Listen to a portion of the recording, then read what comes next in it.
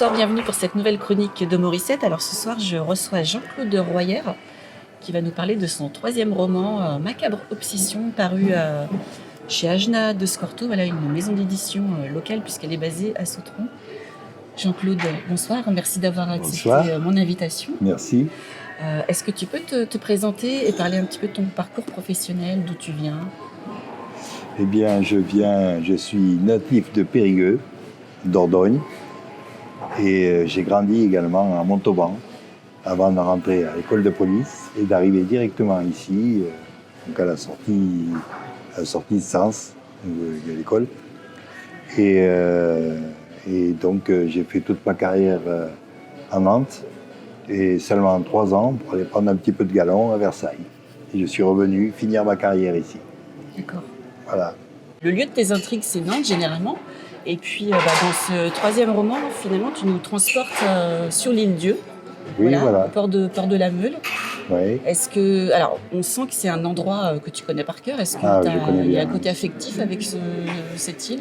Ben, j'avais des amis, j'y suis allé très très souvent. Voilà. Et puis, bon, depuis j'ai toujours aimé cette île-là. Et elle a suffisamment de mystère pour pouvoir en faire un bon roman, quoi, du coup. Donc j'ai fait un roman policier avec une intrigue qui se passe essentiellement là-bas. Voilà, un huis clos. C'est pratiquement un huis clos. Mais, un huis clos en plein air. Mais mon livre commence surtout par un personnage principal, qui ne s'entend pas de sa famille. Il a un père très autoritaire. Et donc, après une dernière dispute, il décide de partir. Et il s'en va à l'aventure en Asie. Donc, il va rester plusieurs années à randonner en Asie avant de revenir sur les lieux. Alors, parlons-en de ce personnage de Alain Chapuis, alias Tom. Voilà qui est un tueur en série en puissance. Qui manifeste en fait une certaine haine de la femme. Est-ce que tu peux nous présenter ce personnage? Alors voilà, c'est un personnage qui a des troubles psychotiques. Il est violent, mais il est charmeur. Il a quelque chose qui fait qu'il peut attirer les gens, mais il reste quand même terriblement dangereux, quoi. Ce qui fait qu'il a l'occasion de rencontrer des randonneurs là-bas en Thaïlande. Et puis, au cours d'une soirée certainement très bien arrosée là-bas, comme ils savent le faire, avec un petit peu de drogue sûrement, puisque c'est un peu le milieu là-bas. Et donc, il vole des papiers d'un jeune homme qui s'appelle Tom Brivet. Et à partir de cette identité, il va pouvoir continuer à voler, à escroquer, et puis il va commettre son premier meurtre là-bas, en Asie. Comment tu as travaillé pour construire ce personnage? Est-ce que tu t'es inspiré d'une affaire que tu as suivie, toi, dans le cadre de ton métier? Finalement, il a un petit peu le profil qu'on retrouve généralement chez les hommes, si je puis dire, soit qui ont été eu une espèce de trahison, soit par le père et la mère. Et là, c'est vrai qu'on découvre que finalement, il y a aussi une histoire avec son père. C'est ça. Il y a une histoire avec sa famille, son père, essentiellement. Et donc,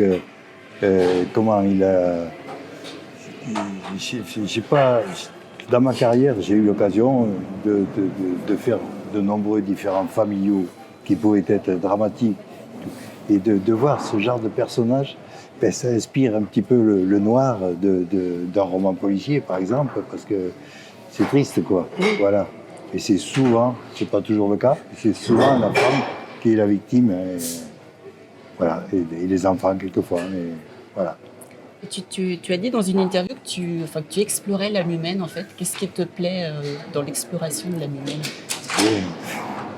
humaine? L'étude des personnages, en définitive. Bon, j'ai fait certainement un petit peu comme tout le monde, j'ai regardé la télé, Pierre Bellemare à l'époque, qui racontait des histoires extraordinaires, qui m'a donné des idées de personnages.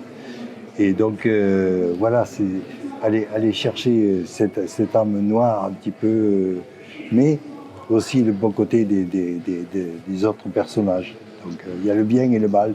C'est un roman policier, donc c'est forcément comme ça que ça doit se passer. Mais après, il y a des intrigues tout à fait différentes dans chaque roman, quoi. On peut préciser en fait que c'est une enquête au jour le jour, puisque chaque chapitre de ton roman en fait représente un jour. C'est ça, On suit vraiment l'enquête pas à pas, c'est ça. et Oui. finalement on s'aperçoit que en fait elle est rapidement résolue. Est-ce que c'est aussi dû au fait que voilà sur l'île tout le monde se connaît et que finalement il n'y a pas C'est beaucoup ça, d'échappatoires? et pour une fois, et ça, j'avais vu ça dans une émission, ça se passait en Amérique, aux États-Unis, où ils ont réussi à retrouver un tueur par la voie comment dire, des journaux, de tous les actes médiatiques qu'on pouvait avoir. Et du coup, ça a provoqué un petit peu cet entrain de toutes les lieux qui fait que tout le monde est un petit peu à la recherche d'un personnage comme ça, parce que ça fait jaser, évidemment. Et donc, ça restreint évidemment, ce personnage très noir que j'ai cité dans mon livre. Par contre, il y a quand même beaucoup de personnages qui sont réunis pour cette enquête, des acteurs du milieu de la police judiciaire. Il y a un major, un commandant, Alors, un voilà. adjudant. C'est parce qu'en fait, il y a une équipe de Nantes et une équipe de l'Île-Dieu en fait, qui travaillent en Voilà, collaboration. c'est parce que l'Île-Dieu, c'est les gendarmes qui s'occupent de l'Île-Dieu. C'est pas un territoire policier. Voilà. Donc, les gendarmes, ça se passe en plein été. Les gendarmes sont un petit peu débordés et ils se retrouvent avec cette affaire-là. Ce qui fait qu'il faut essayer de laisser les gendarmes faire leur travail de gendarmes sur l'île, et ils se font quand même aider par la police, l'équipe de police que je connais bien, Hugo Belfond et ses deux acolytes qui vont aider à résoudre cette affaire-là. Alors justement, Hugo Belfond, c'est un personnage récurrent, Oui, voilà, qui apparaissait aussi dans ton premier roman, donc Sans pitié, paru en 2019, voilà. et qui a tué Alexandre Trestel en Oui. 2020. Ouais.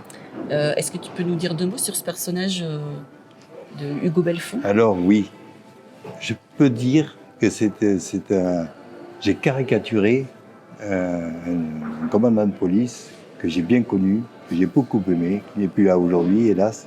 Mais je lui avais demandé la permission de le retracer un petit peu. Il m'a dit, bah oui, si ça te fait plaisir, tu peux y aller.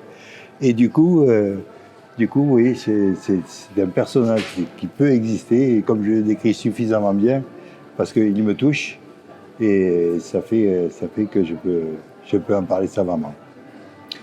Est-ce que tu as souhaité faire passer un message en fait à travers cette histoire?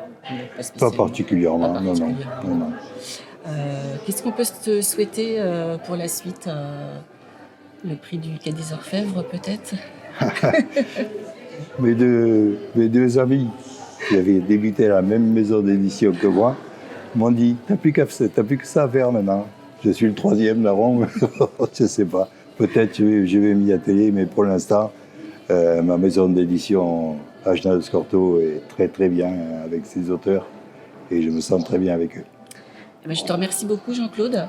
Avec plaisir. Voilà, et donc je vous rappelle Macabre Obsession, et puis voilà, si vous aimez le style de Jean-Claude, vous pourrez également lire Sans pitié et Qui a tué Alexandre Trestel. Jean-Claude, je te remercie. C'est moi.